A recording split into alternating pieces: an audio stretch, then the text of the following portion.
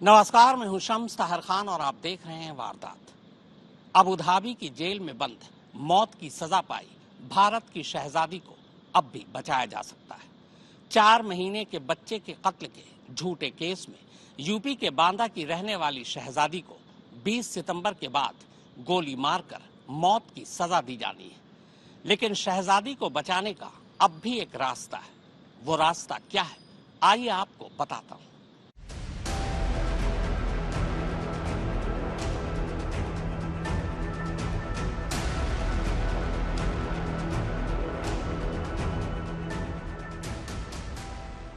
यह Abu Dhabi की अलवातफा jail है। अरबी शब्द अलवातफा का मतलब है छलांग। इस वक्त इस जेल के अंदर जिंदगी और मौत के बीच की एक छलांग को लेकर जंग जारी है। इस जंग में जिंदगी हारती है या मौत जीतती है, इसका फैसला आने में अब 1 हफ्ते से भी कम का वक्त बचा है। 20 सितंबर के बाद की कोई भी एक तारीख इस जेल में बंद हिंदुस्तान की शहजादी की जिंदगी की ये जंग खत्म कर सकती है या फिर उसे सचमुच जिंदगी बख्श सकती है। लेकिन जैसे जैसे तारीख करीब आती जा रही है, शहजादी की जिंदगी और जान बख्शे जाने की उम्मीद दम तोड़ती जा रही है। लेकिन अगर शहजादी की जिंदगी और उम्मीद दोनों सचमुच दम तोड़ जाती है तो ये शहजादी के साथ सबसे बड़ी नाइंसाफी होगी। मोहब्बत में धोखा खाई, धोखे से अबू धाबी ले जाई गई, अबू धाबी में इलाज के नाम पर धोखा खाया, धोखे के हाथों बेची गई, धोखे में घर की नौकरानी बनी और फिर उसी धोखे और फरेब ने उसे कातिल बना दिया। अब ऐसे में इतने सारे धोखों के बीच अगर बेकसूर और बेगुनाह शहजादी को गोली मारकर मौत की सजा दी जाती है तो ये कैसा और कहां का इंसाफ होगा। जी हां, ये यूपी की उसी बांदा जिले की शहजादी है जो 19 दिसंबर 2021 को अबू धाबी भेजी गई थी। भेजी क्या, बेची गई थी अपने ही प्रेमी उजैर के हाथों। तब शहजादी 8 साल की थी जब किचन में खौलता हुआ पानी चूल्हे से उसके चेहरे पर गिर पड़ा था। चेहरा और जिस्म का कुछ हिस्सा झुलस गया, लेकिन शहजादी ने हिम्मत नहीं हारी। इसके बाद भी अपनी पढ़ाई लिखाई पूरी की, कॉलेज पास किया, गरीबों और बेसहारा लोगों की मदद के लिए रोटी बैंक नाम के एक एनजीओ से जुड़ गई। शहजादी का एक ही ख्वाब था, वो इतने पैसे कमा ले कि प्लास्टिक सर्जरी के जरिए अपने चेहरे को ठीक करा ले। इसी कोशिश में लगी थी वो। तभी 2020 आया, कोरोना लाने वाला वही मनहूस साल। कोरोना ने सबको घरों में समेट कर रख दिया था। इसी सिमटी हुई दुनिया में मोबाइल के जरिए शहजादी की मुलाकात सोशल मीडिया पर आगरा के रहने वाले उजैर से हुई। उजैर ने शहजादी को उसके उस झुलसे हुए चेहरे के साथ अपनाने का वादा किया। फिर साल 2021 आया। उजैर ने शहजादी को उसके चेहरे का इलाज कराने के नाम पर उसे अबू धाबी जाने को राजी कर लिया। करीब 90,000 और कुछ जेवर लेकर शहजादी अबू धाबी पहुंच गई। अबू धाबी में उजैर ने उसे अपने फूफा और फूफी के घर भेज दिया। फूफी नाजिया अबू धाबी की अल नहयान यूनिवर्सिटी में प्रोफेसर है। वहां जाने के बाद शहजादी को पहली बार उजैर और उसकी बेवफाई का एहसास हुआ। दरअसल नाजिया ने एक बच्चे को जन्म दिया था, उसे घर में एक काम वाली चाहिए थी। नाजिया ने आगरा में रहने वाले उजैर को ये बात बताई। उजैर ने शहजादी को झांसे में लिया और करीब 1.5 लाख रुपए में शहजादी को अपनी फूफी के घर नौकरानी बनाकर भेज दिया। ये 1.5 लाख रुपए उजैर को उसकी फूफी ने दिए थे। शहजादी पढ़ी लिखी थी, कुछ दिनों में ही उसे सच्चाई का एहसास हो चुका था। अब वो खुद अपनी नौकरी करना चाहती थी ताकि पैसा कमाकर चेहरा ठीक कर सके। वो बार बार नाजिया से बाहर नौकरी करने के लिए इजाजत मांगती रही, पर नाजिया इतनी सस्ती घरेलू नौकरानी को छोड़ना नहीं चाहती थी। और इसी बीच नाजिया के घर एक हादसा हो गया। 6 दिसंबर 2022 को नाजिया के 4 महीने के बच्चे को टीका लगा था, पर टीका लगने के कुछ घंटे बाद ही उसकी मौत हो गई। नाजिया और उसके शौहर ने अस्पताल पर लापरवाही का इल्जाम लगाया। अस्पताल वालों ने पोस्टमार्टम करवाकर सच सामने रखने की बात कही, पर नाजिया और उसके शौहर पोस्टमार्टम के लिए तैयार नहीं हुए और बच्चे की लाश को यूं ही दफना दिया। बच्चे की मौत के कुछ वक्त बाद अब शहजादी वापस भारत आने की जिद करने लगी। पर पासपोर्ट नाजिया और उसके शौहर के पास था। बच्चे की मौत के ठीक 54 दिन बाद 10 फरवरी 2023 को नाजिया ने शहजादी को बुरी तरह पीटा, उसके कपड़े उतारे और बिना कपड़ों के मोबाइल पर उसे शूट किया। इसके बाद उसने धमकी दी कि वो ये कबूल करे कि उसी ने उसके 4 महीने के बच्चे को गला घोंट कर मारा है। अगर वो ये जुर्म कबूल नहीं करेगी तो उसका ये वीडियो यूपी में उसके जानने वालों को भेजकर वो उसे बदनाम कर देगी। बुरी तरह टॉर्चर और इज्जत की खातिर शहजादी वीडियो में ये बात कहती है कि उसी ने उसके बच्चे को मारा है। इसके कुछ देर बाद नाजिया और उसके शौहर शहजादी को गाड़ी में बिठाते हैं और एयरपोर्ट ले जाने के बहाने रास्ते में एक पुलिस स्टेशन में गाड़ी रोक देते हैं। पुलिस वालों को वही वीडियो दिखाते हैं जिसमें शहजादी बच्चे के कत्ल की बात कह रही होती है और इस तरह शहजादी पकड़ी जाती है। अबू धाबी की निचली और फिर सबसे बड़ी अदालत में मुकदमा चलता है। दोनों ही अदालतें उसे कसूरवार मानती है और मौत की सजा सुना देती है। शहजादी अब अबू धाबी की अलवाथबा जेल में थी। एक रोज इसी जेल से वो बांदा अपने घर वालों को फोन कर सारी बात बताती है और तब पहली बार पता चलता है कि 20 सितंबर के बाद शहजादी को अब कभी भी सजाए मौत दी जा सकती है।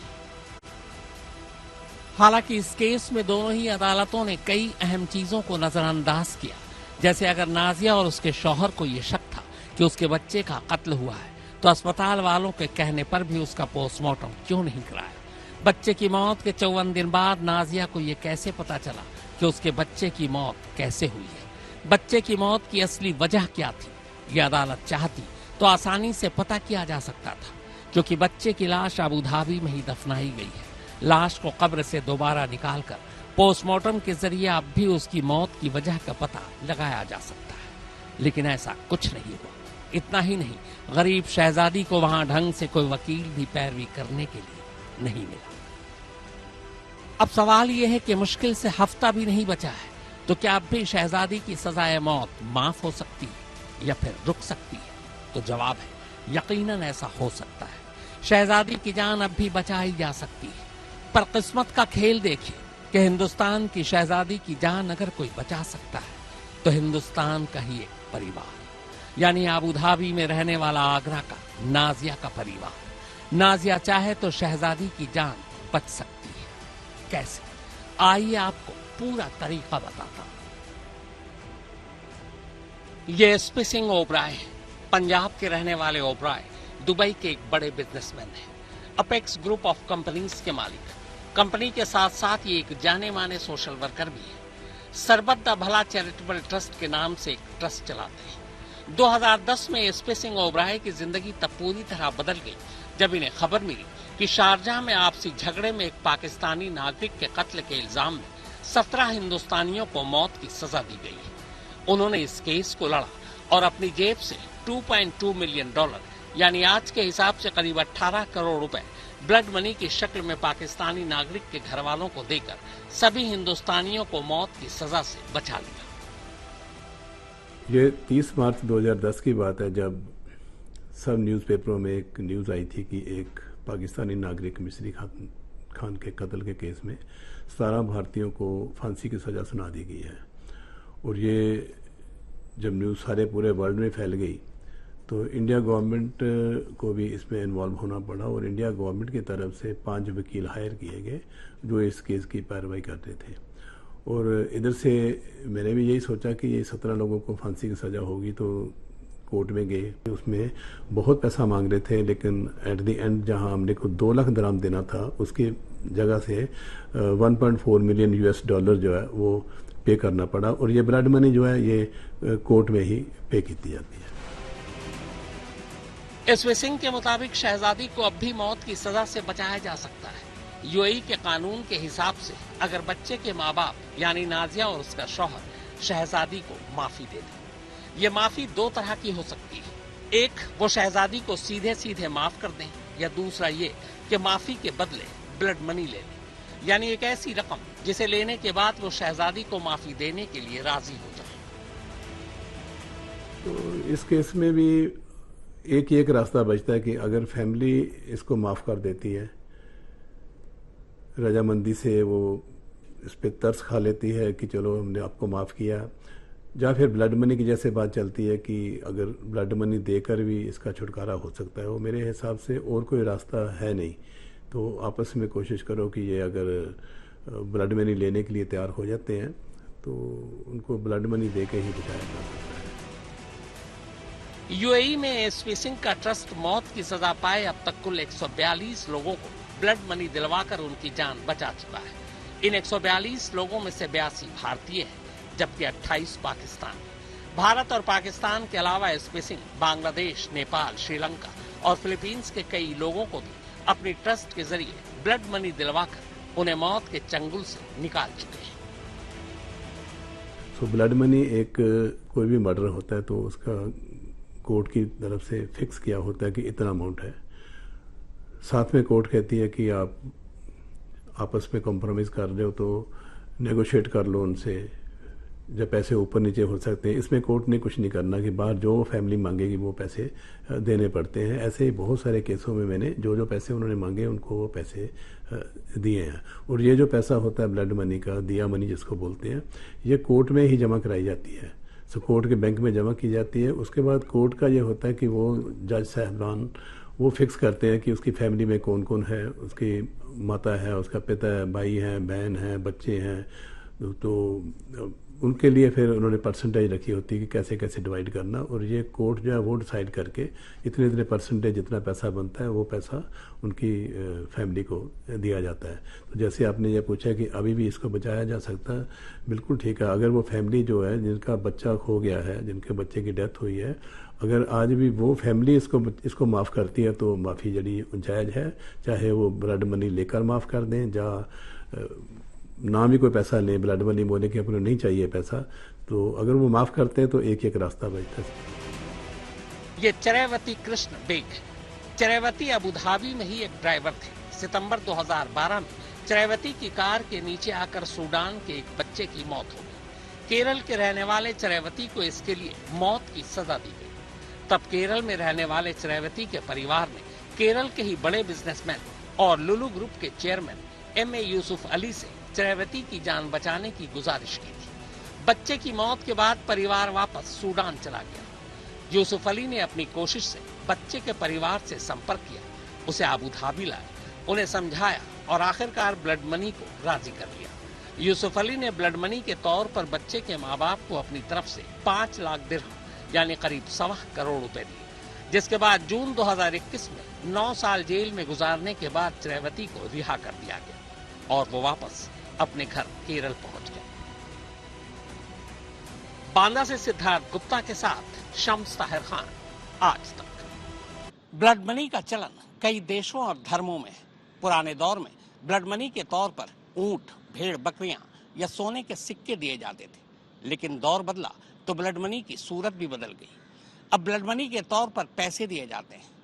कत्ल के किसी भी मामले में कातिल कत्ल होने वाले के रिश्तेदारों को ब्लड मनी देकर अपनी सजा माफ करा सकता है।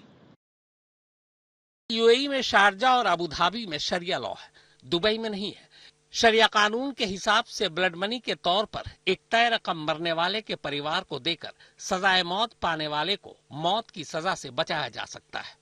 पर इसके लिए जरूरी है कि जिस शख्स का कत्ल हुआ है उसका परिवार ब्लड मनी लेकर या बिना ब्लड मनी लिए कातिल को माफी दे दे।